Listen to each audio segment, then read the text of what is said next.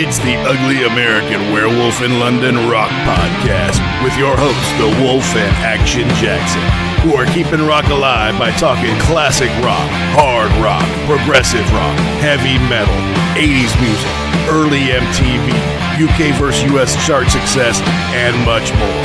This is the home of classic album and live concert reviews and your place for interviews with artists and legends. You're rocking with the Wolf. Hey out there, rock and rollers. Welcome to episode number 188 of the Ugly American Werewolf in London rock podcast. Brought to you by me, your host, Mac B. the Wolf, and I will be joined, as always, by my partner in crime from the east coast of the USA, it's Gary Action Jackson. And you got the USA chant, folks, because this is coming out on Independence Day, colloquially known as the 4th of July. A big day in the history of the United States of America, and quite frankly, a great time to avoid the general public and most Americans. But it's a great time to celebrate, and so we thought we would celebrate one of America's greatest bands, it's certainly their greatest heavy metal band, and that's Metallica. A band we've done many shows here on The Wolf about, as we've had Stefan Shirazi and Renee Richardson of the Metallica Report on.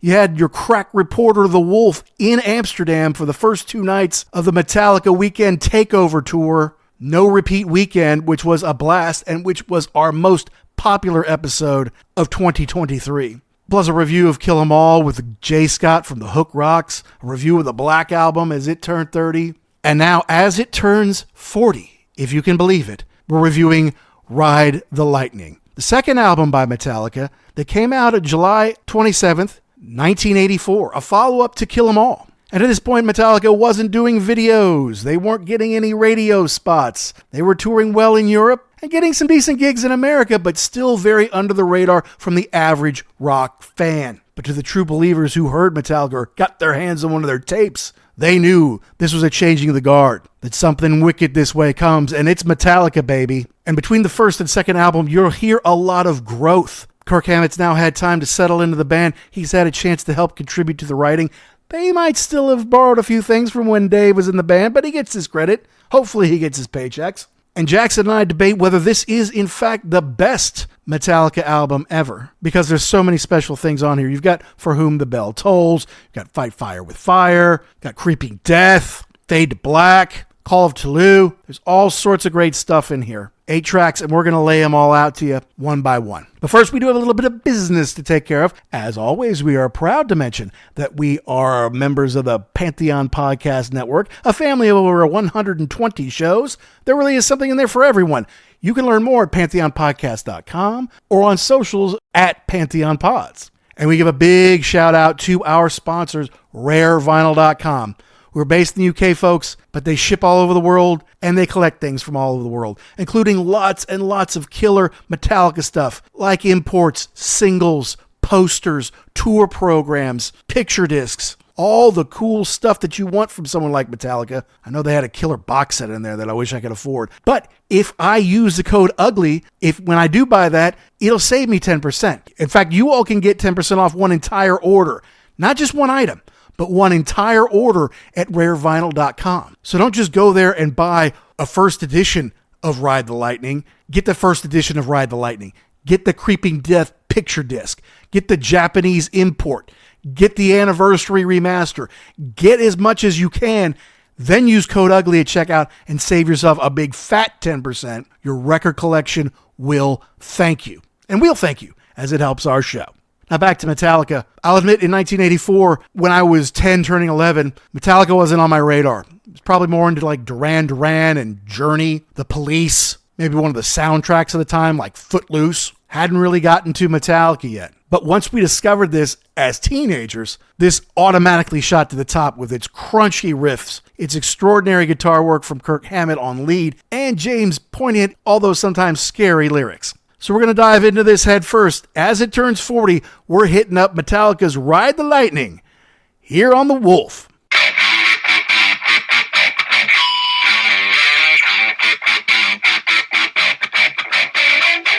Metallica's Ride the Lightning is turning 40. How old does that make you feel, Jackson? It doesn't make me feel young, but then everything is like that now. So I don't, it's like every day something is turning 40 or something is turning 50 that I remember. So I it's know. like, okay, thanks. Okay. All right. Well, you obviously knew Ride the Lightning much better than I did when we met. hmm When we do our personal thing here before we go into what the band was into, I was unaware of Metallica's existence until one video, hmm And Justice for All. And then when we were freshmen, they come out with their fifth album, colloquially known as the Black Album. And it's the biggest thing in the world in 1991 and 1992. And even into 93, they're like 6 or 7 singles that get all sorts of airplay, that get all over MTV. And suddenly it's like, well, there must be more to this Metallica band than meets the eye. And when we went to see them live and play for 3.5 hours or whatever it was, hey, there's more than just the Black Album and the And Justice for All on here, man. I guess I need to dive deeper into their catalog. And I think because you had this on cassette, that was kind of my first, all right, I need to start dipping my toe in water into the old Metallica. How did you get into Ride the Lightning? So same way with you at the beginning with the one video and they played it on the radio and I said, well, okay, this sounds pretty good, but back then the hardcore Metallica fans were all like the burnout kids. Right. The ones that would just kind of hang out and smoke all day long in between class, Yeah. and they'd wear the jean jacket with the Metallica, the metal up your ass, Mm-hmm. patch on the back of it. So I was like, ooh, I don't know about all this. Yeah. And then a friend of mine, he had something, he had a mixtape, and one of them was, I think it was Fade to Black. And I said, well, now wait a minute, this is pretty good. I thought it was just like thrash, just noise. The whole I'm time, like, yeah. no, this is really good. And he's like, no, no, this is from, I said, well, what album is this off of? He said, Ride the Lightning.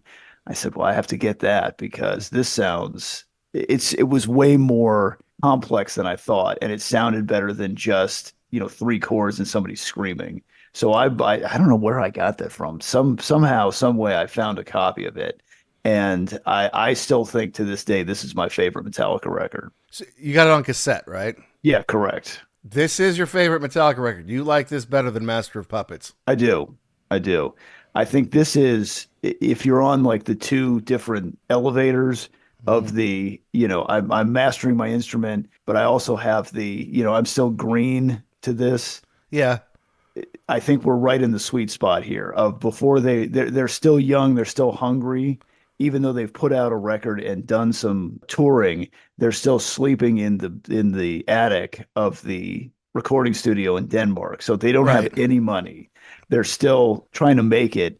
But I think at this point in time, they've got Cliff, who I guess when they did not Master of Puppets, when they did Kill 'Em All, he was still really young in the band, so he was kind of just going along for the ride. But Mm-hmm. now he's showing them how to do like music theory and how to really kind of put these songs together in something that's not just noise. Yeah, and a lot of people talk about the progression of the band as musicians and songwriters, how this is a huge step hmm from Kill 'Em All. I'm not sure it's better than Master of Puppets in 1986, but that is 2 years later, 2 more years of being on the road, hmm 2 more years in the business, and playing the day on the green, and all the stuff that they end up doing. So it comes back to, is this a better record than Master of Puppets? It is for me because this was kind of like my first intro into the band, like not that was on the radio, not that everybody knew. This was kind of like a secret intro for me. Mm-hmm. So I will always think I always have fond memories of this. It's not that I don't love Master of Puppets. This one just has a special place in my heart. Well, yeah, and there's some incredible songs that and there's some that they basically do play every night, and there's Mhm. some that I wish they would play every night because it is good. And yes, talking about like music theory, this is something Cliff understood that the other boys didn't really, and being able to play some melodic bass stuff off of the guitar just shows a little bit of a step forward, something you don't see in every metal band, certainly not in every thrash band. Right. And what I didn't understand too at this time was that Lars really didn't know how to play the drums. Like he could make sounds come out of it, but he didn't understand the kind of the mechanics of playing with other people. And so they taught him a lot during these recording sessions on how to keep the beat steady. I think he was more like a jazz drummer where, okay, just play something and I'll fill in. And like, no, Right. we need you to set the pace on these things. Well, another thing that Lars apparently didn't know is that you're supposed to shower every day. Okay. Yeah, and he's like, well, I don't know about showering every 5 minutes like these Americans do. I'm like, by every 5 minutes, do you mean every day, Lars? Do you mean like every time you break a sweat, you then take a shower? Because that's the way it works. I understand in like Eastern Europe where like cold, clear water is hard to get, and you're touring, then maybe you don't shower every day. But in America, it comes right out of the wall. Okay. Anytime you want it. I know times are tight. You're not selling millions of records a week. That's good. Yeah, let's spend some more time taking away from the few hours we have a day to make music by talking about psychobabble bullshit. And this one, it took a while to catch on, but then it caught on. I mean, obviously the metal faithful and the folks who knew Kill 'Em All and had seen them live couldn't wait for this to come out. Everyone was kind of anticipating it, but it kind of like 75,000 copies were initially pressed for the American market. And I think it sold them out fairly quickly, but by 1987, they'd sold 500,000. Now it's more than 7 million sold in America, and I'm guessing it's like 10 million around the world or something like that. But a lot of that came on the heels of And Justice for All, and then, of course, the Black Album. I mean, right. The Black Album sells like 30 million copies, and then people are like, well, okay, yeah, what else is there? And then you got to go back and like, oh, geez, Justice is just too heavy. It's too thrashy. The songs are too long. What else is there? Ooh, this Creeping Death is nice. And, the whole it goes, For Whom the Bell Tolls and Fade to Black. They used to always play those back to back. They played them back to back when we saw them the first time. Yeah. And I mean, I was one of those people. I didn't buy this until And Justice for All was out. So yeah, that definitely helped the totals. I don't know who was buying this other than the faithful back then, other than people that had seen them live and said, oh, we've got to get a copy of this. And it was kind of their MO. Like, we're not going to release singles, really. We're not going to do MTV because they didn't have the budget for it. And it's not like MTV was going to probably play them anyway. But, I mean, look, it went to 48 back in the day on the Billboard 200. In 1984, with all the Bruce Springsteens and the Lionel Richies and Michael Jacksons all over the charts and all that kind of stuff, to get to 48 with no mainstream radio and no MTV is actually pretty good. Yeah, it's a testament to how great these songs are and how they still stand up today. There's a lot of stuff from '84 that you can go back and listen to and say, ugh, this is not one of them. I know, yeah, absolutely. Now, they were big in like Scandinavia, like it went to 9 in Finland, and it went high up the charts in Poland because, well, life in Poland was tough back in the 80s. Lech Walesa will tell you that, right? I always used to hear about him on the news in the morning because it was still the Iron Curtain, Right. I mean, we heard about that all the time. But, it's getting up in some spots, but it's not really breaking through. You're talking 40s, 50s, 60s in there, 87 in the UK. That's barely a dent, kind of thing. But they weren't looking for superstardom at that point. They just wanted to be this underground thing bubbling up. Like, we'll get the people who really want to know this, who really want to hear this, and we'll make them love us, right? Instead of having 1% of 100% of the population love us, we'll have 100% of 1% of the population love us, And like those metalheads, once they saw Metallica and heard them, they were in. It's just, right. For the kids in the suburbs whose parents love them and stuff, we had no idea this was going on. Hi, my name is Renee Richardson from the Metallica Report, and you're listening to The Ugly American Werewolf in London. Did I get that right? I just didn't realize, I guess, how much of nothing they had at this point in time. I figured that, you make one record, you're fairly successful, you've got some money, I mean, they all they did was play and record. They didn't have a house. They didn't have anything at this point in time. They were 100% all in with this. And I think you're right. There was a note or here, one or two notes here about how the production staff would tell them every once in a while, like, you've got to go take a shower. Like, I can't take this anymore. And I think Kirk was a repeat offender too. Oh, yeah, it makes sense. I mean, it's very rock and roll. You showered this week? No. Cool, dude. Yeah. All right. I'm going to pass out if you guys don't do something here. I can't take it anymore. They're talking about having loser's lunch. It was like bologna on hand because they didn't even have enough money for white bread, so they just pass out the bologna like, here's your lunch, boys. But so people make all this money from touring. Well, yeah, now they do, thanks to jacking prices to the sky and dynamic pricing and $50 t-shirts and stuff like that. But back in the day, especially if you're playing clubs in small places like Metallica were, I mean, they're talking $12 for a ticket. And you were an opening act. And it's not like Ozzy would come out and say, hey, I'm going to pay you $100,000. Sharon be like, you're going to get exposure and we're going to let you sleep in the same hotel or whatever. And like, that's it. Like they're not making a whole lot of money at this point. Right. To the fact too, it looked like the record company in the United States didn't even have enough money to pay for it. No, they recorded it in Copenhagen because there was no money in the U.S. to pay for the recording of an album. So they go over there, work with Fleming Rasmussen at the Sweet Silence studio in Copenhagen. It was recorded in February and March, probably while they were on tour with Kill 'Em All. And then they started to work some of these songs live into the live shows. But it was released July 27th, 1984, which as we're talking here is about a month away. Technically, they released Creeping Death as a single, but I feel like it was more in Europe than America with the B-side of Am I Evil and Blitzkrieg, and had the cool cover of like the skull silhouetted, kind of thing against like a backdrop of rocks and stuff like that. It was a cool cover. Speaking of cool covers on this record, how did I not realize that the lightning bolts made an M? Well, it's not a stylized M. It's kind of an M that is made out of the lightning bolts. I mean, look, Ride the Lightning is kind of a turn of phrase now, but I think they pulled it from a movie, didn't they? I think they pulled it from The Stand by Stephen King. Oh, they pulled it out of that? Well, okay, so the movie that we watched, the miniseries, wasn't out yet. I remember watching that at the end of college. Like, I love Stephen King. He's so good. I don't want to read it.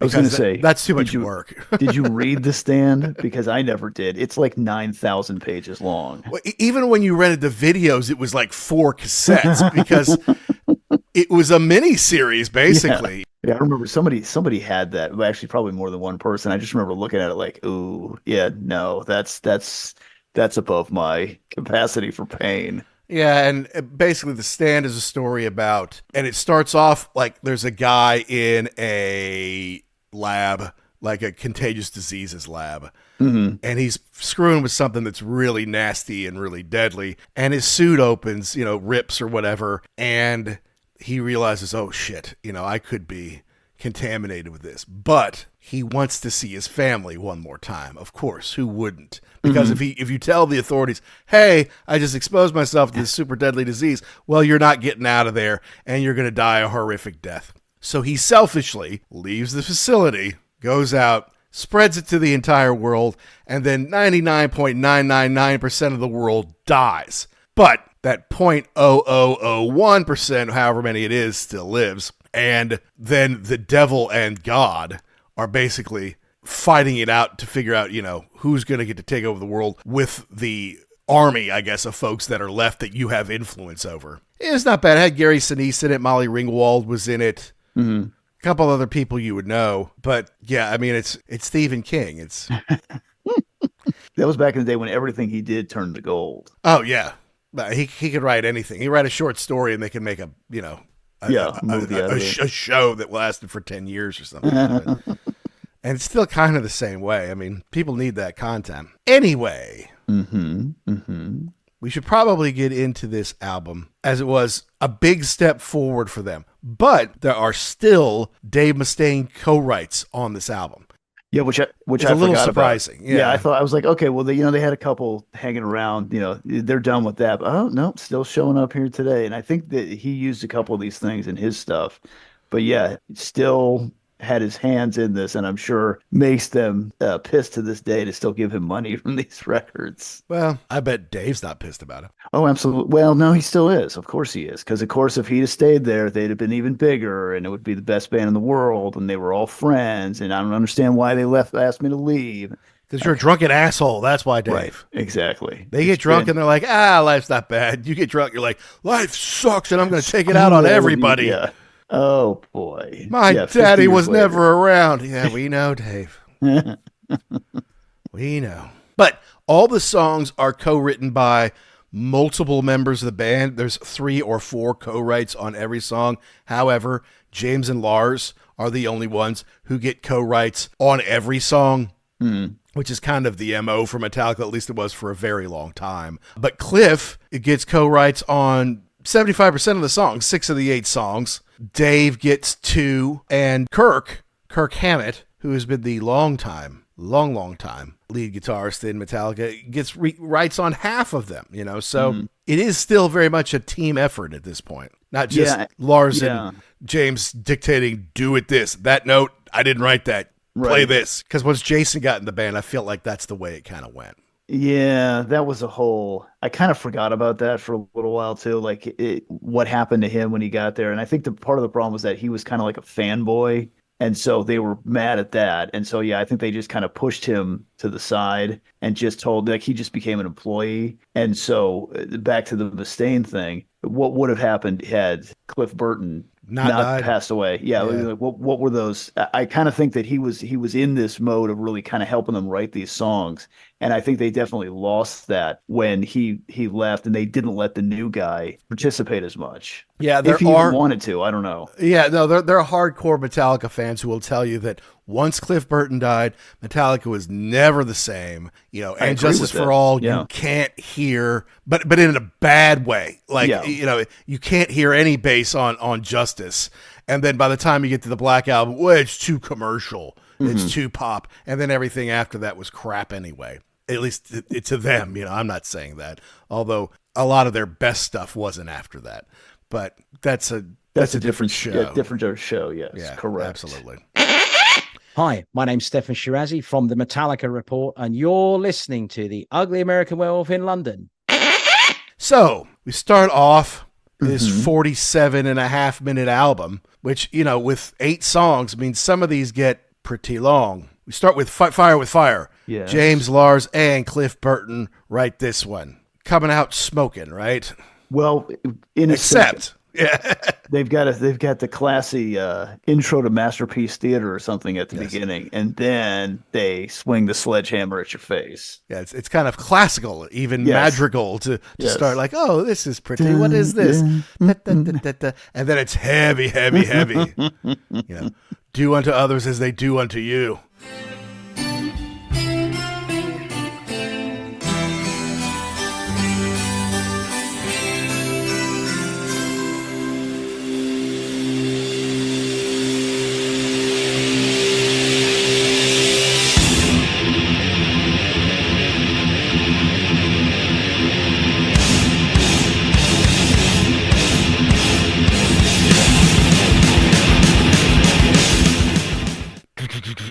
It's kind of frantic.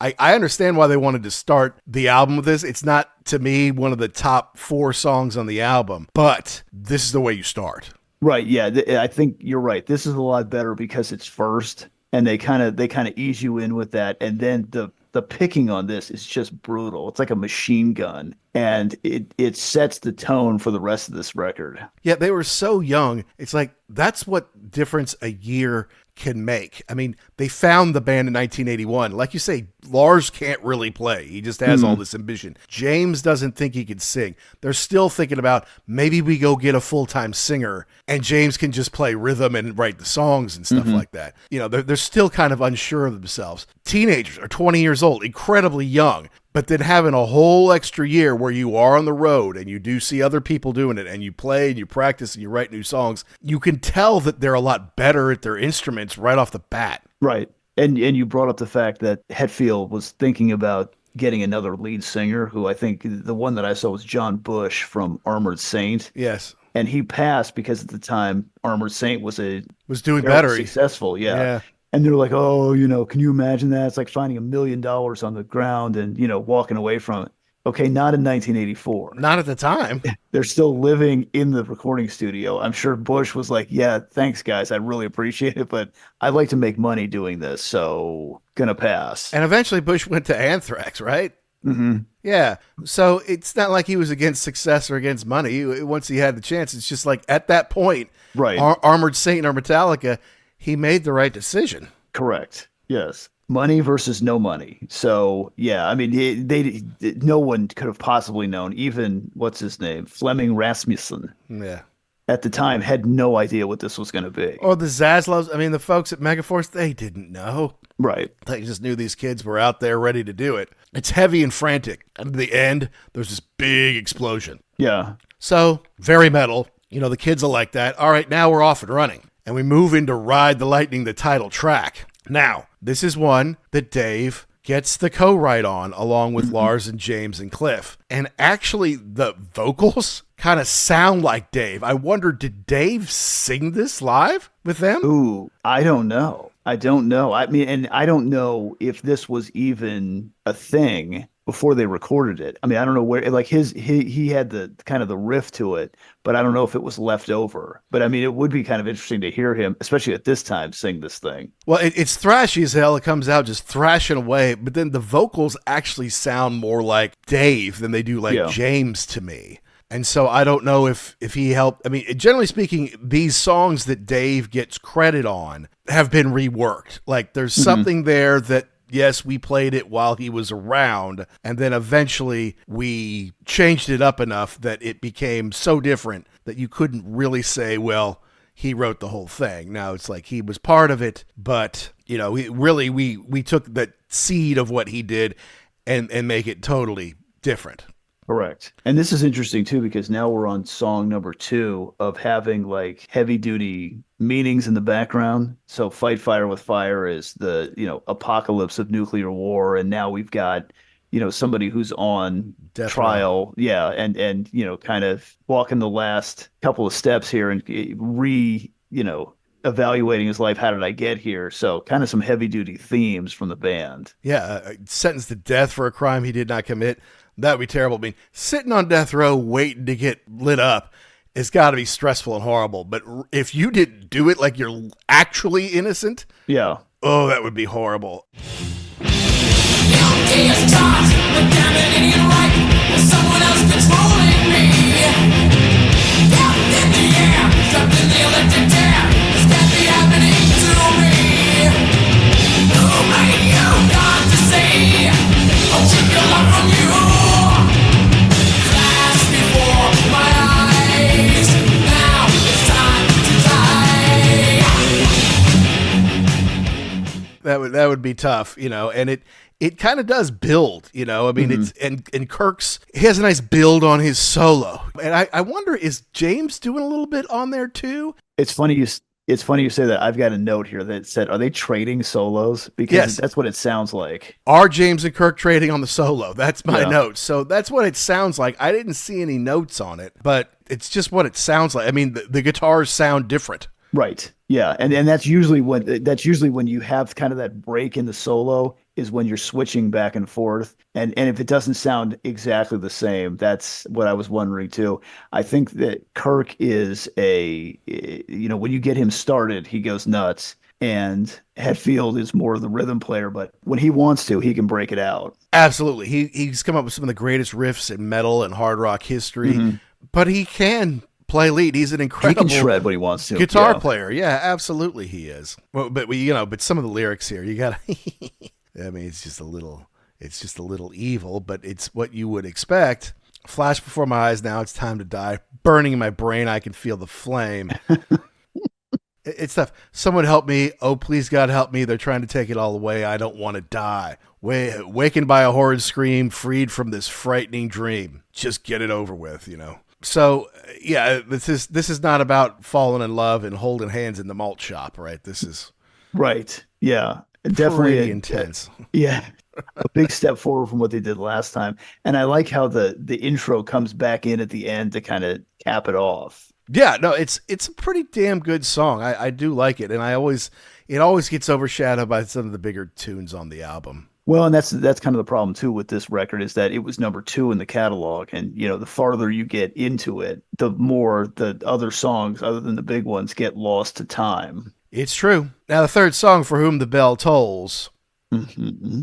Obviously, they're doing a tour right now where they don't play the same thing twice in a city where they do 2 dates. But if they're not doing that, if they're just playing their normal set, this is rarely out of the set, For Whom the Bell Tolls. Well, yeah, because it's hugely popular, and I will freely admit when I first heard this song, I had no idea that was the bass at the beginning. And when you watch him play it with the wah pedal, it's fantastic. It is. No, and that is signature Cliff Burton, really. I mean, over some of the other stuff that he's done, For Whom the Bell Tolls, that beginning, and look, Robert still does it today, does it as true as it can be done. We saw Jason do it back in the day. And it's a really cool way to showcase the bass player, whoever it is at the time. You don't really get a chance to shine that much in this band. You're a supporting player to to everybody else. So to have the person come out there and get the spotlight is pretty cool. Yeah, let's face it. I mean, when it comes to heavy metal and thrash metal, it's a guitar player's medium. And you've got these 2 Olympic guitar players to your left, right?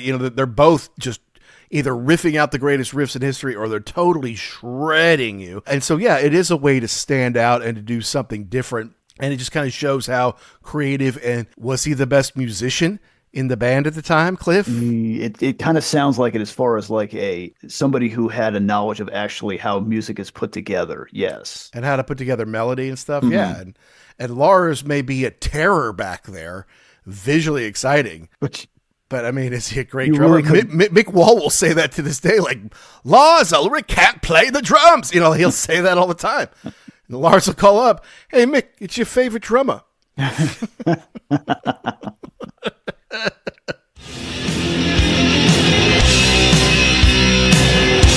a look to the sky just before you die.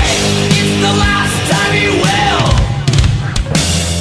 Rock and roll, massive roar fills the crumbling sky. Shattered door fills the soul with a ruthless cry. Stranger now are his eyes to this mystery. Is the silence so loud? Now, what I never knew was that the bell at the beginning is not a bell at all. It's Lars hitting an anvil, which is very metal, isn't it? Yeah, and then I've got another note here where apparently they were telling him hit it on 2. Oh, they had it, and him saying, "What the fuck is 2?" Like, okay, what? Let's go all the way back to the beginning. Yeah, you just looking like, what are you talking about? First, there's 1. Yes, and then you hit it. I still don't understand what you're saying. Yeah, I can only imagine the production crew was like, we've got a lot of work to do here. But of course, it sounds like a bell because it sounds like a church bell, signaling something is happening here. And of course, taken from the Ernest Hemingway novel of the same name. Now, I haven't read all the stuff that all this is named after, but I have read For Whom the Bell Tolls because I like Hemingway. He is a very masculine writer, and it's easy for me to read. It's not real flowery. It's very to the point. And yeah, this is about the horrors of war. And these lyrics are classic, but they're pretty heavy, right? I mean, take a look to the sky just before you die. It's the last time you will. Blackened roar, massive roar fills the crumbling sky. Shattered gold fills his soul with a ruthless cry. I mean, it's, James doesn't get credit. James is very smart. And I don't feel like until very recently, he starts to get credit as the intellectual and smart person that he is. And that's kind of his fault, I would say, because he's not his fault, but I mean, that's just his personality. Like, he's not like, hey, look at me, look what I've done. I'm so great. Like, it's most of the time, it's Lars saying how great he is. He's come up with some of the great, right. Keith Richards. He's come up with some of the greatest riffs, and he's but you're right. He does come up with some great lyrics too. And yeah, there is no misunderstanding what this is about. This is about being in the middle of some kind of war and thinking this is the worst thing ever. Yeah, which of course it would be. You know? Yeah. And then time marches on. It's so good. I remember so good when they live. played this live, and it was just because you know exactly what it is. There's no because especially when it's 3 hours, it's so loud, it's so long. Some of the songs, maybe for a minute, you would say, "Is this A or is this B?" Right. But there is no mistaking it. You start with the bell, you start with the bass, with the wah pedal. You know exactly what this is. And the other thing I like about this that it just kind of dawned on me when I was listening to it this time is Lars really pulls back. He's really playing a very Spartan drum beat on this. It's more like a march, so it really feels more military also. That's right. Good call there. Yeah, absolutely. One of their best songs ever, one of their biggest songs ever, but not one that they really released as a single. They just didn't really do singles, Yeah. although they did a promotional single. Yeah. To give to record stations like, hey, or radio stations, play this, you know? They didn't. Thank you. No. Now, here's the thing. In your brain, you know what comes next on the album, but you didn't maybe realize that they were going to play it next concert. Right. They don't do it that way necessarily anymore. But I feel like back in the day, they always followed Bells with Fade to Black. Like the same way it happens on the album. And it's actually not a bad, it's not, I mean, they go together well. Obviously, they tracked them on the album together. So it kind of makes sense. And that is cool because they're two very solid songs back to back. Would you say back in the early 90s that this was your favorite Metallica song? Probably. Yeah, I would because it's got a little bit of something for everybody. It starts off slow with the acoustic and it just keeps building. And so that's why I like it. And if you really want to get into it, this is some pretty heavy duty lyrics too. And I know at the time there were people that died by suicide that the people were blaming this song, but apparently they got a lot of mail correspondence from people saying, "Hey, I was in a really dark place and this song made me feel like somebody else understood this." Yeah, and save them and save their lives. Yeah, I agree. Look, I mean, so here we are. We're talking about what? Fight fire with fire. Yeah. What's that about? Impending nuclear war. And Ride the Lightning, what's that about? It's about a dude on death row about to get his ticket punched. And then Whom the Bell Tolls, what's that about? War. Horrible warfare, yeah. And now you're talking about killing yourself or the urge to commit suicide. Correct. These are heavy duty. I mean, if you're trying to compete with Journey and Bruce Springsteen. Getting lost within myself. Nothing matters, no one else. I have lost the will to live. Simply nothing more to give. There is nothing more for me. Need the end to set me free.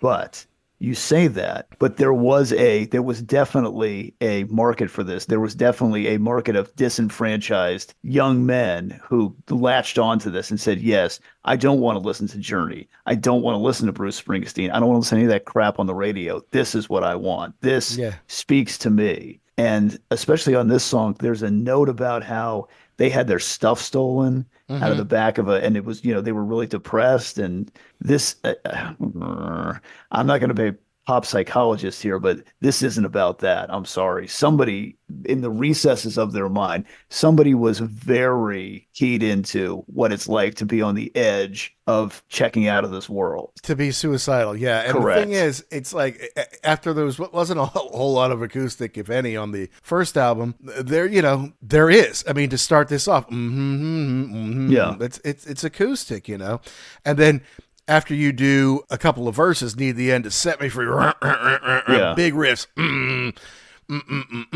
But I mean, we gotta say a little bit about this. Life, it seems, will fade away, drifting further every day, getting lost within myself. Nothing matters, no one else. I have lost the will to live. Simply nothing more to give. There's nothing more for me. Need the end to set me free. Well, this is pretty obvious. Yeah. Emptiness is filling me to the point of agony, growing darkness, taking dawn. I was me, but now he's gone. That's someone going through something. It's one thing to kind of put you in a position like, I wonder what someone in war would feel. But I just wonder if all the, how much he hated high school and hated being the outsider and hated being the Christian Scientist who just had to let his mother die because she refused to go to the hospital because we don't believe in medicine. Right. Okay. Maybe he was feeling some of this. It has to be. This is way too, it's way too graphic and way too keyed in for just to be like, oh yeah, whatever. It's just a song that I wrote. I don't think so. I think he at some point in time had the genesis of some of these thoughts. So I'm glad that he made it through the other side, and I'm glad that they could put this together in a way that I think speaks to people, but also it's a very powerful song too, just to listen to. And like I said, it builds from the beginning, and then when they get into the kind of the end where the solo comes in, it's like they're riffing along, and then he kind of like soars above it to come into the solo. It's really cool. I know it's an amazing piece of music, and then after he does the last of the kind of normal verses, and they pick it up, Yeah, and it's no one but me can say myself, but it's too late. Now I can't think why I should even try. Death greets me warm. Now I will just say goodbye. When you do that in concert, goodbye. And then they get into the solo, the sick Kirk psychedelic solo on it. Yeah, it's not fast. It's not like he's shredding, but it's really powerful and really fits this song nicely. I know sometimes Kirk gets a bad rap because some of his stuff is like, well, you just say solo when you go, and maybe it doesn't always fit. This fits perfectly. It does, and it's like it's building, and it's like, are you trying to save yourself, or are you already dead and this is the tunnel down into the afterlife? You don't know. You just know that it's like, are you fighting to save your life, or are you already? Yeah. Is it already done, and now you're falling into hell? I don't know, but it's awfully good. This was the song where James got burnt. Oh, that's right. Oh, in Canada during the Guns N' Roses and Metallica stadium tour. He's like, we're doing Fade to Black, and I'm not exactly 100% sure of where I'm supposed to be. And he just gets up over one of those big magnesium pots and blows him up and burns the snot out of him. And then, of course, Axl refused to do a big show, and the kids ripped the place to shreds. Now, one thing I didn't know was that, I mean, I knew it was bad. He had like third-degree burns on that side of his body. I mean, apparently, had he been 100% over the thing, he'd have been dead. That's it. There's no way. Yeah. But he was on stage 7 days later. Like, he couldn't play. His hands were all taped up. Right. But, I mean, to have that kind of... Yeah, John Marshall stepped up, the guitar tech stepped up to play his parts, and he sang. That's pretty badass. I mean, I mean, anybody else, I mean, you were talking about Axl Rose. He may never have come back after that. Oh, my God. We'd have never seen Axl Rose again. He'd crawl back to Lafayette, Indiana, and we just never seen him. And maybe the world would be better off for it. Yeah. But yeah, the fact that he was like, no, I'm okay. And that he was okay coming out with those big bandages on and everything. And yeah, I guess I didn't really know at the time either, because he was back so quick, how bad that really was. It was pretty bad, and like burned part of his face off, burned his arm badly, burnt the side of his body. But yeah, no, if he stood right above it, it would have been horrible. But a lot of people have heard that song and chosen not to kill themselves because of it. So I commend them. I don't know if that's what they were going for. James said he and Lars were obsessed with death around this time. I'm sure they didn't think, we'll make a public service announcement and this will help people. It's probably the opposite. Right. But it worked out. Yeah. So good for them. And good. And I'm glad that this is one that endures, because I mean, take away the message in there. It really sonically is a cool song. It's a fantastic song. It's absolutely one of their very best. And the fact of the matter is, if you're having a hard time, if you can find something, and I think music is a great art form, it's a great thing to help you out of wherever you are. If this song helps you, by all means, listen to the hell of it. Whatever you have to do to get out of that rut, that spiral down where nothing's good and I have nothing to look forward to and I have no value. Do whatever you have to do to get out of that. Absolutely. Okay, so that's side one. Happy, light side one. Hey, what's up, everybody? It's rock and roll comedian Don Jamieson, and you are listening to the great, the fantastic podcast, The Ugly American Werewolf in London. And then we move on to side 2, Trapped Under Ice, which is about waking up after being cryogenically frozen. Yeah. Except there's no one there to thaw you. It's just you're awake. That sounds horrible. Yeah. I mean, when I heard the lyrics Trapped Under Ice, I figured it was like a Lars thing. It's like you're in Europe and you're in a river and you're ice fishing or something, and then you fall through and you float down and you're trapped under the ice and you can't get out of there. It's not that. It's not that. This one kind of gets a bad rap, I think. I think it's not appreciated for what it is. And so you've got Fade to Black where, it doesn't end, it kind of just fades out, and then hence the name. And then this one, it's got that cool riff at the beginning, bum-ba-dum, bum-ba-dum, and then the drums come in. And then I guess they just said, Kirk, go nuts. Because he's just wailing on this thing.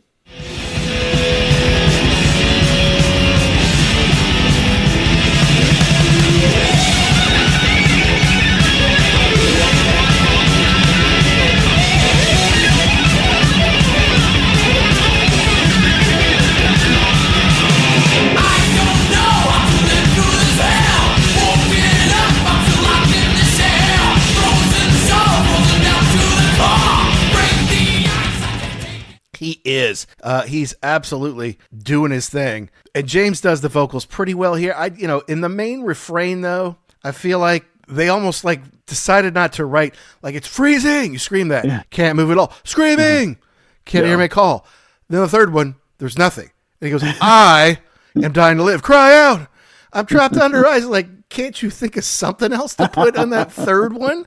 And I think this is where this kind of gets, like I said, pushed to the back because there are so many other great songs on this one. This is not bad. It's just not as great as the rest of them. Yeah, and I've heard him play this, and people get all excited about it, but yeah, it's a deep cut. It's a deep cut. Look, I mean, a lot of people have been to war, and a lot of people have had suicidal thoughts, and a lot of people have been worried about nuclear war. But how many think about, well, if I cryogenically froze myself and then I could feel myself being awake, yet still frozen, how horrible would that be? I've never thought about that. It sucks. The first scenario I said about falling under the, that's more likely to happen to you, But it's kind of a precursor to one, because it's like, if you can't talk and you can't move and you can't see or hear, but you're in there. You're still conscious. You're trapped in the shell.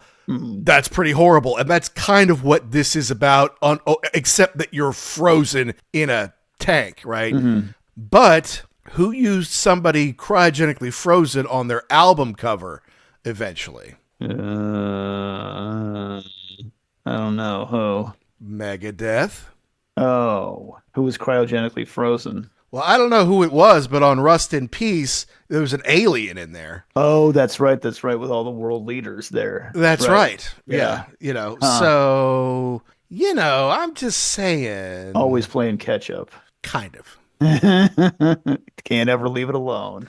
A little bit, it would seem. If I was on this record, every track would have been great. Yeah. Okay. Thank you. No second chance? No, we're sick of your alcoholic nonsense, dude. Right. Leave us alone. Plus, the thing is, too, what I don't get is, so you're saying that Megadeth was crap.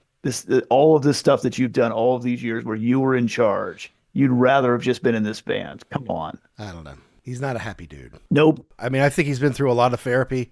I think he's a lot better now. Yeah. He's been through a lot of rehab. It was like 17 times or something like that. After 3, I'd be like, forget it, dude. Just drug yourself to death. I can't help care anymore. Yeah. Can you, okay, this is off on a tangent, but can you imagine what an absolute disaster he must have been on those original Megadeth, either recording or whatever, just mad at everything. You suck. You can't play this the way that I'm in. You're a piece of crap. All these songs suck, but whew, I know. Okay. So just goes to show you, don't abandon your children, fathers. Just don't do that. It makes them pissed off and ready to fight everybody for no reason. Moving on. To Escape.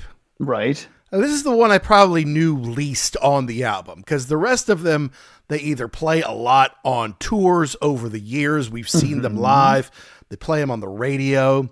But Escape, I didn't know that well. And after listening to it a few times, I'm like, it's definitely different than everything else on here. Didn't realize that James hates this song. And I realize that now, and I'm glad I didn't when I first heard this, because it would definitely prejudice you against this. The riff at the beginning is awesome. That's why I can't believe that they don't like this. I understand that the lyrics are a little cheesy, out on my own, out to be free. Bum, bum, bum. Okay, right. Thanks. But this was like an add-on at the end where I think the record company was like, we need a radio friendly song. And so I don't think they even played it live until, what was it, 2022 or something? 2012, yeah. They've only played it live once, and it was the Orion Music and More Festival, because they were playing Ride the Lightning in its entirety. I think maybe Jay at the Hook Rocks went to that, maybe. That sounds about right. To get ready for this, I watched that, and like even James is like, is there another song we can play? Anything else? Do we have to do this now? I know we technically have to, but I don't want to do it. And then so everybody's yelling, and yeah, he's really not excited about this one. Out for my own, out to be free. One with my mind, they just can't see. No need to hear things that they say. Life's for my own, to live my own way.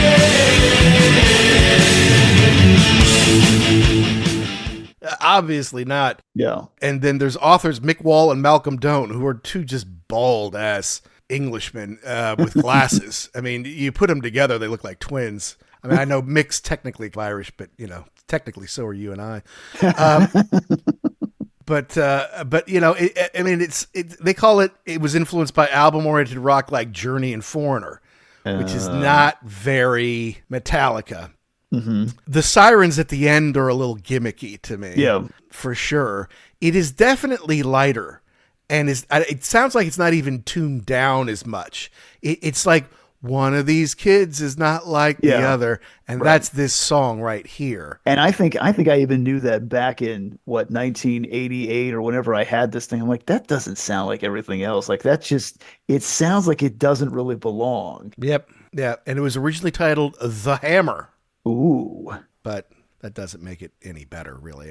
I don't dislike the song. It doesn't fit on what is a very good album. Yeah, this is definitely the outlier. I agree. And the lyrics aren't even quite the same. I mean, they're not. This was literally like he wrote this in 20 minutes in the bathroom or something. Hurry up. Okay, give me something here that we can put in and get back to the record company. But some of it's even, I feel like it's at the record company, like, rape my mind and destroy my feelings. Don't tell me what to do. I don't care, because I'm on my side and I can see through you. Feed my brain with your so-called standards. Who says I ain't right? Break away from your common fashion. See through your blurry sight. Again, these are pretty well-written lyrics.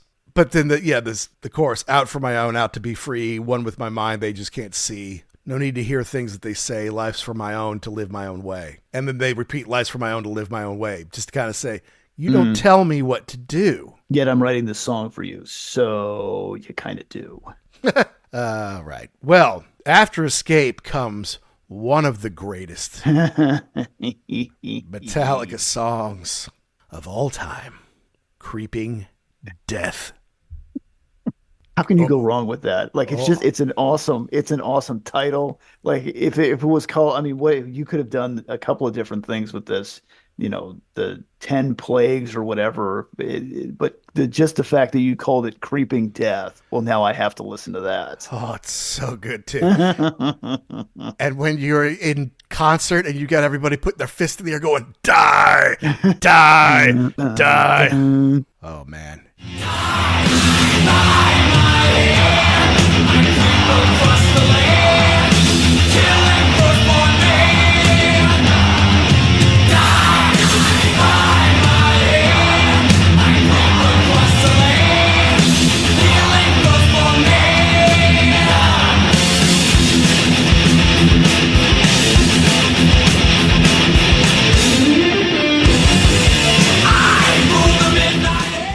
this is one of my very favorite Metallica songs. This is way, way up there. And it's one of the best that they do live, no doubt about it. Yeah, and it's cool because this is like almost the end of the record too. So you figure, especially after Escape, are we running out of gas here? Like what? No, just relax. We've got one for you here. So thrashy, and then it stops in the middle, right?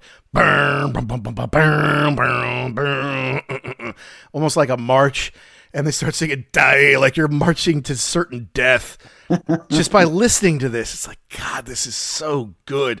And yes, it's very biblical. Yeah. Plague of the death on the firstborn. Exodus 12:29. One of your favorites, I know. Of course, yes. I quote it quite often. And that's kind of a cool thing too, is that I guess they were watching the Ten Commandments at somebody's house, and thought, well, now wait a minute, that's a cool idea for a song. Just the 10 plagues, like the God in heaven just keeps coming back and just punching you right in the face. Yeah, it's pretty cool. And I guess Kirk originally wrote it when he was still in Exodus for a song Die by His Hand. But obviously they put it together, and it was a single with Diamond Head's Am I Evil and Blitzkrieg's Blitzkrieg as the B-sides. I like that they chose this. Like, if the record company says you have to have a single, I like that they chose this, especially versus Escape. Yes. But the single didn't come out till November 23rd of 84, whereas the album came out July 27th of 84. So it's not like we're going to chum the waters and get everybody ready. It's like the album's been out for a while. Maybe it's not selling that well. Well, should we do a single? No, we don't want to do singles. Well, why don't we just pick one and we can do a picture disc and people will love it? All right, fine. And so they do this based on the 10 Commandments, which, is that always going to be the subject of popular songs? Probably not. But I love it. And it's just so heavy. And then even at the end when they kind of do the little, I don't know what they would call like Egyptian riff at the end. Like they do a good job of just absolutely crunching you and then kind of bringing it back and grooving at the end. And Kirk's just going crazy on that, while everyone's dun-dun-dun-dun. I didn't realize that they eventually did a Creeping Death Jump in the Fire EP. Oh, okay. Which I guess is more for collectors. But yeah, and I'm not sure exactly when it came out, but it came out, I'm guessing, in 1986. It had Creeping Death. Maybe it was 85. Maybe it was between the two, the Master of Puppets and the Ride the Lightning. It was Creeping Death, Am I Evil, which is the B-side, Blitzkrieg, which is the B-side, Jump in the Fire, which would be on the next album, and Seek and Destroy Live and Phantom Lord Live. That's the Metallica EP. Ooh, $105 if you find it in the jewel case. Ooh, all right, put that on the Christmas list. Yeah, I think I already got all those.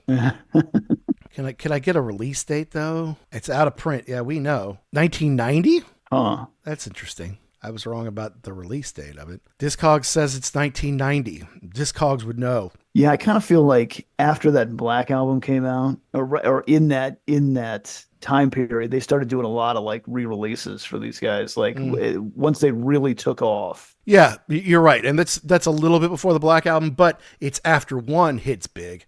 Right. Yeah. So in that time, and then they did that big live box set after the Black album tour. Binge and Purge. Yeah.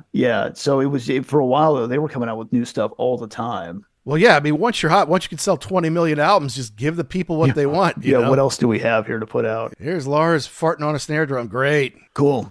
Limited edition. Call it the Thunder of Thor or something, and we'll just stick it out. Whatever. But no, Creeping Death and Creeping Death Live is so good when you're part of the crowd and you're chanting that. Die. Yeah, it's awesome. It's very heavy. It's very fun. Okay. And then they wrap up the album with the call of Cthulhu, or Cthulhu, however you are supposed to say it. And Dave gets a co-write on this. Mustaine, this is his second co-write. Yeah, I think he had kind of the main riff on this thing. It's 9 minutes long, making it easily the longest song on the album, but it's one that they still play. Yes. And you would say to yourself, I don't want to listen to a 9-minute instrumental. You're doing yourself a disservice because this is awesome. It is awesome. It's got a little acoustic to start, then it builds into some heavy riffing. I don't like it as much as I like Orion off of Master. I would say at this point in time, I'm in the same boat with you, but I like this because this was kind of like their first stab at this big over the top instrumental. And I like once you get into it, I don't know what he's doing, but the bass like kind of phases out. It goes up wow underneath. I think that's really cool. And I just like that they had balls enough to put a 9-minute instrumental on the last track. Yeah, well, they might have been trying to come up with lyrics for it and they just couldn't. And they decided to forget it. We'll just make it an instrumental. I'm not sure. That might not be the worst idea because it does kind of track like a regular song. Yeah. Like it's got it's got a beginning, a middle, and an end. They've got some different parts in between. But yeah, I think they could have easily put lyrics into this.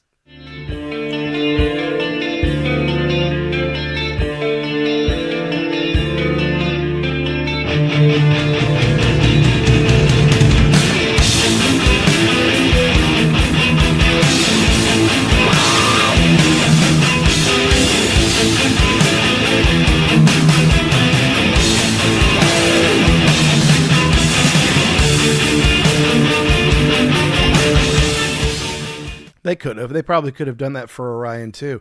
Yeah. Which was 8.5 minutes on the next album. Obviously, this got them some exposure. They got to tour with people like Ozzy and stuff like that, but it still wasn't mainstream exposure. Do you think track for track, because there's 8 songs, only it's 55 minutes instead of like 47.5 Master of Puppets. Do you think that this is better than Master of Puppets?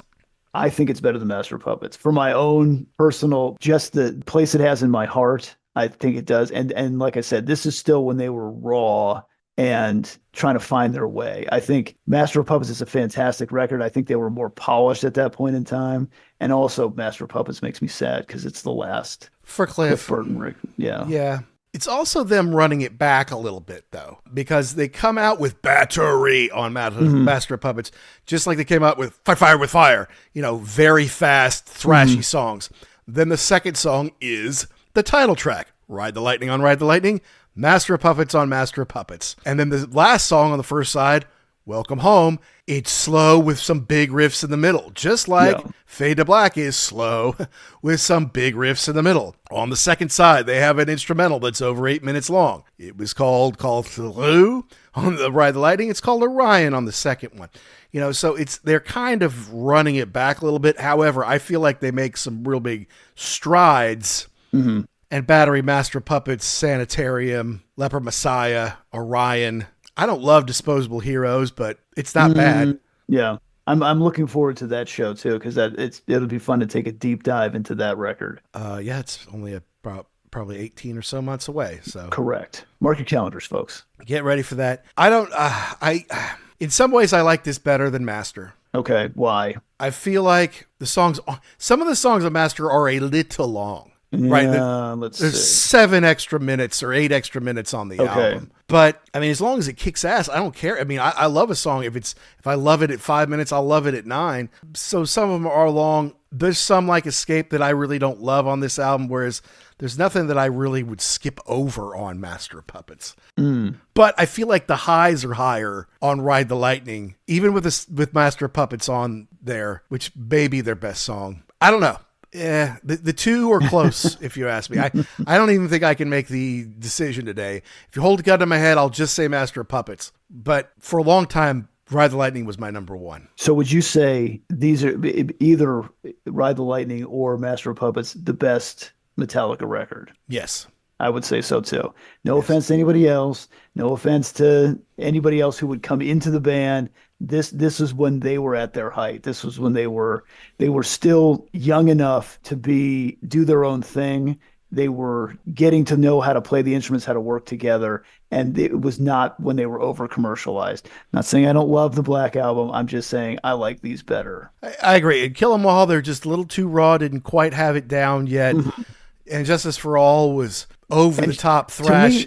To me, and Justice for All doesn't count. You can just take it, but because nobody wanted to make that record, they were in a bad place. They were still drank their way through it. Yeah, correct. Yeah, and so that's to me that's kind of the outlier. Like you can't really take that into the mix because they were. I think if you had given them more time off, they would have come back with something different. Well, and speaking of mix, there's no bass in the mix. Correct. Yeah. And these songs are super, super long. I mean, you're talking over an hour on like 8 songs. Like, oh my God, guys, you're killing me. To the thrash heads, that was their high point. Okay. I could see how you would like that. Yes. And there's a few great ones on there. There's no doubt about it. One broke them internationally. Like, you can't deny the importance and power of one. But I mean, it's so heavy. It's so long. The mix is not great. Yeah, I mean, 65 minutes for 9 songs. So Ride the Lightning at 8 is 47, 65 minutes. It's just, I mean, I like Harvester of Sorrow. I like One. To Live is to Die, 10 minutes. Does it need to be 10 minutes? I don't think it is. And Justice for All, 10 minutes. Oh, that's just, you'd be exhausted at the end of that, you know? And Yeah. I feel like when they played that, like stuff on their set and stage would like start falling apart, and like they had the blind, you know, Justice, the blind lady holding the scale, and like stuff started to break and fall apart at that point during the show, which is cool. But the frayed ends of sanity, yeah, it's 8 minutes long. You're gonna go insane listening to this stuff. So, and then the Black Album is too commercial.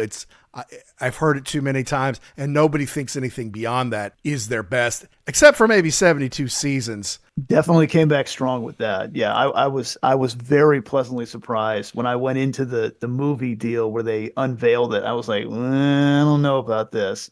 They were definitely back to at least the vibe of the early days. Yeah, being excited to be there and make music. Absolutely, and you know it's pretty famous how they did.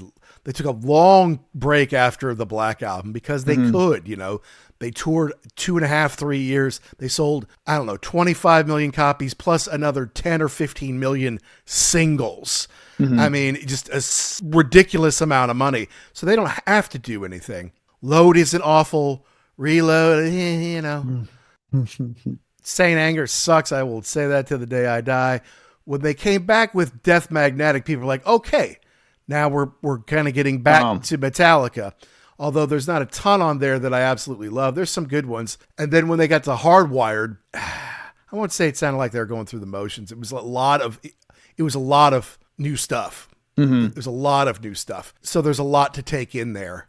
Anyway, but 72 Seasons, I think, is the best they've done in 30 years anyway. Yeah, pleasantly surprised on that. And I know Saint Anger gets a lot of bad press because I think that at that point in time, they literally hated each other. They could not stand Lars and James to be in the same room. And that definitely came through on that record. So, and the other thing that sucked too is, you know, after you've done the Black Album, sold 1 million copies, toured the world for like 3 years, you take some time off, and then when you come back, like everything's different. Like, does anybody really want to hear Metallica anymore in 1995, 1996, whenever that came out? So they were in a weird spot too, and they kind of had some, you know, image changes, and they really didn't know. Now, kudos to them for not making Black Album 2. Yeah, they could have done. Absolutely. So that's the one thing I will give them credit for. They're like, now we felt like doing something different. It didn't hit with everybody, but it wasn't the same. No, but you could look at this Ride the Lightning as like, this is when they stepped up their game, and they continue to step it up for a while. But right around here in Master, this is, to me, the high watermark of their recording career. I agree. Yeah, I'm sad that I was not old enough to go and see them at this point in time, because the shows back then would have just been amazing.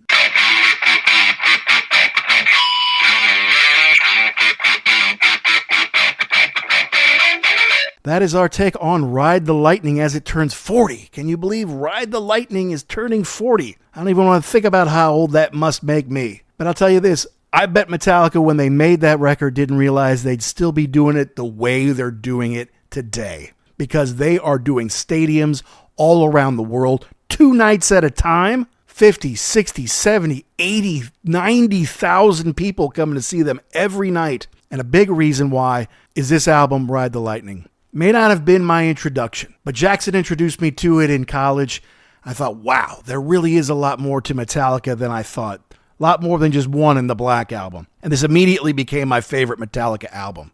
And now, is it better than Master Than Puppets? I don't know. That's a debate for another day. They're both awesome. They're both kick-ass live. And I'm sure we'll go see Metallica again one day. But we want to hear from you. Did we get something right? Did we get something wrong? Did we miss the point? Did we leave out your favorite part? Email us. It's uglyamericanwerewolf@gmail.com. You let us know the bands, the concerts, the albums, the books, the DVDs, the rock properties you want to hear us talk about here on the show. Please make sure you download and subscribe wherever you get your podcasts. And if you're thinking about it, guys, hey, look, please give us a 5-star review wherever you get your podcast.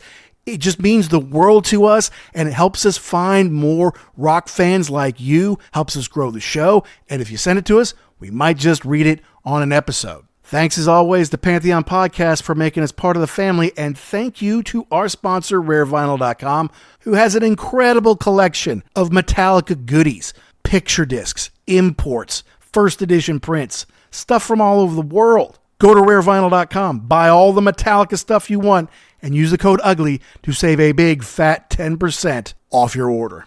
That's it for this week, folks. For all you Americans, I hope you had a great 4th of July. To all you rock and rollers all around the world, be cool and keep doing what you do to keep rock alive.